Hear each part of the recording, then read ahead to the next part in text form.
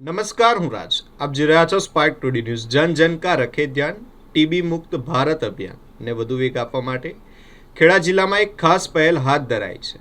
24 March વિશ્વ ક્ષય દિવસ નિમિત્તે નડિયાદ જિલ્લા પંચાયત ખાતે જિલ્લા કક્ષાનો કાર્યક્રમ યોજાયો, જેમાં આજથી જિલ્લામાં 100 દિવસ સુધીનું ટીબી મુક્ત ભારત અભિયાન શરૂ કરવામાં આવ્યું છે.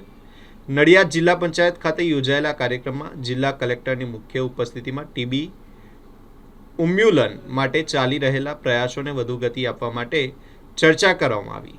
આ પ્રસંગે જિલ્લામાં ટીબી મુક્ત બનનાર કુલ 78 ગ્રામ પંચાયતોને પ્રમાણપત્ર આપી સન્માનિત કરવામાં આવી છે, જેમાં માતર તાલુકાની હૈદરાબાદ ગ્રામ પંચાયતને સતત 3 વર્ષથી ટીબી મુક્ત રહેવા બદલ ગોલ્ડ કેટેગરીમાં સ્થાન આપવામાં આવ્યું છે અને સન્માનિત કરાયું છે.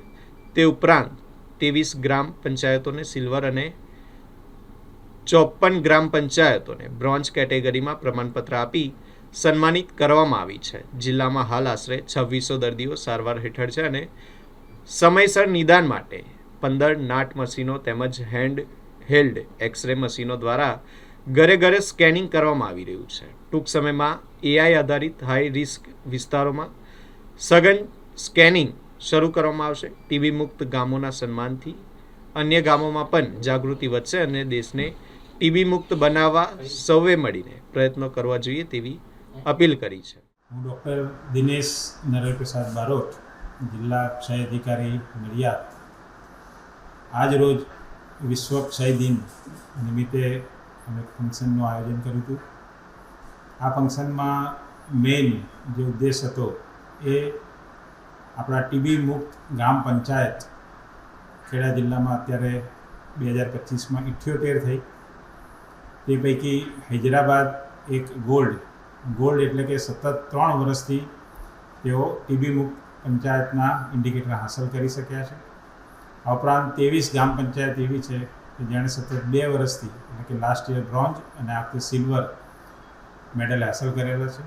અને બાકીની 54 કે જે પ્રથમ વખત ટીબી મુક્ત પંચાયતના ઇન્ડિકેટર હાંસલ કર્યા છે એમનું સરપંચ અને એમના આરોગ્ય કાર્યકરોનું બહુમાન કરવાનું. આ જે ટીબી મુક્ત પંચાયતનો કન્સેપ્ટ માનનીય વડાપ્રધાન શ્રી દ્વારા લેવામાં આવ્યો કે આપણો લોકશાહીનો એકમ ગ્રામ પંચાયત છે.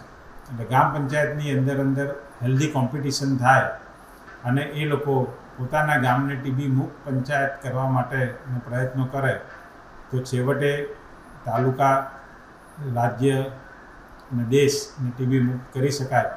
તો એ કન્સેપ્ટ હેઠળ જુદા જુદા ઇન્ડિકેટર નક્કી કરી અને તમામ ગ્રામ પંચાયતને આપવામાં આવ્યા હતા, જેના પરિણામે આજે આપણે 2023 પછી આજે 25 સુધીમાં આપણે હાંસલ કરી શક્યા છે. હજુ 522 આપણી જે ગ્રામ પંચાયત છે એની અંદર વધુને વધુ ગ્રામ પંચાયતો આગામી વર્ષમાં પણ થાય એ પ્રમાણેના આપણા પ્રયત્નો રહેશે. સરકારશ્રીના પ્રયત્નો કરું તો ટીબીના દર્દીઓ વહેલામાં વહેલા નિદાન થાય એના માટેના જે નાટ મશીન આવે છે એ 15 નાટ મશીન એનાયત કર્યા છે. હેન્ડ હેલ્ડ એક્સરે એટલે કે ઘરે ઘરે જઈને એક્સરે કરી શકાય એવા 2 હેન્ડ હેલ્ડ એક્સરે અને વાન આપણને એનાયત કરી છે. ટીબીની દવાઓ એકદમ સ્ટાન્ડર્ડ ઇન્ટરનેશનલ કક્ષાની છે. દર મહિને ટીબીના દર્દીઓની તપાસ થાય, લેબોરેટરીની તપાસ થાય એ બાબતમાં જોગવાઈ કરી છે.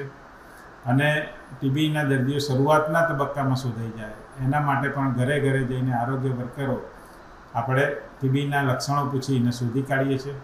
AI base artificial intelligence base Kheda જિલ્લામાં 133 હાઈ રિસ્ક વિલેજને ભારત સરકારે આઈડેન્ટિફાઈ કરીને આપણને સોંપેલા છે આપણા ડેટાના આધારે. અને એ 133 વિલેજમાં તમામ માણસોનું એક્સરે દ્વારા સ્ક્રીનિંગ કરવામાં આવશે. અને બાકીના જે વિલેજ છે એમાં જે વનરેબલ પોપ્યુલેશન એટલે કે ટીબીના પહેલાંના દર્દીઓ, ટીબીના પેશન્ટના કોન્ટેક્ટ, ડાયાબિટીસ હોય, સ્મોકર્સ હોય, 18 કરતાં ઓછો બીએમઆઈ એટલે કે માલન્યુટ્રિશન હોય અને 60 વર્ષથી ઉપરના વ્યક્તિઓ હોય તો એ તમામનું એક્સરે દ્વારા જેમને સિમ્ટમ હોય કે ન હોય એમની તપાસ કરવામાં આવશે. આ રીતે વહેલામાં વહેલા ટીબીના દર્દીઓ શોધી કાઢીશું અને ટીબીને નાબૂદ કરવા માટેના એક પગલાં સ્વરૂપે આપણે 100 દિવસનું કેમ્પેઇન આજે માનનીય જેપી નડ્ડા સાહેબ ભારતના આરોગ્ય મંત્રી શ્રી લોન્ચ કરી રહ્યા છે.